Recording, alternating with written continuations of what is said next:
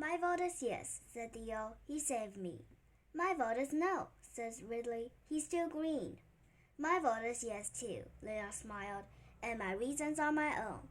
Carter, we just voted and would like to invite you to our secret hideout. Are you in? Carter had to hold back from shouting yes. Instead, he smiled and gave a little nod. Leila put on an upper crusty tone and said, Father, if you wouldn't mind turning away? Of course, Mr. Vernon grinned, adding with a dramatic whisper, one of these days I will find that secret hideout, and then it'll be all over for rascally kids. Leila chuckled as she walked toward the bookshelf at the rear of the store and pulled on a thick volume titled Secret Passages. The bookshelf made a clicking sound, then moved outward to reveal a doorway to a darkened, windowless room. This is where Dad hid the good stuff that is not for sale, Leila said, flicking a light switch on the wall. But we adopted it as our secret HQ. Carter was so shocked all words flew from his head. Inside this new secret room were antique reading chairs, lamps, more shelves and adorned with pieces of knotted rope, upright heart-shaped locks with matching keys, and countless old photos of smiling people covering the walls.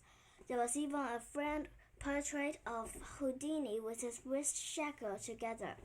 This was clearly Leila's space, next to a pile of leather trunks.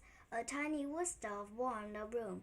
Nearby, the wall was hung with a framed picture of Leila being hugged by her two dads. When Uncle Sly did the trick, Carter thought, it was to gain something. But here, behind the secret door, there were no tricks. It was an invention to be part of a group, a team, a crew. Whatever that included new friend, Carter wasn't yet sure.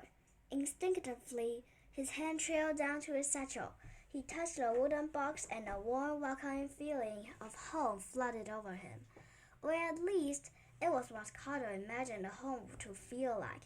He only had vague memories of that little red cottage with white trim where he'd once lived with his parents. Pretty awesome, huh? Leila said. It's perfect, Carter whispered.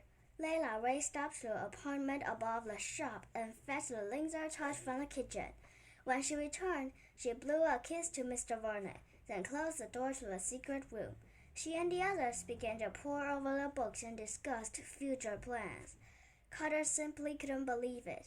This morning, he had woken up alone on a park bench, and now these strangers had invited him to their home, and, farther, into their secret place.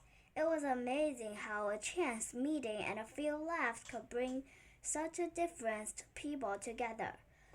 It was almost like Carter didn't have another word for it. It was like magic.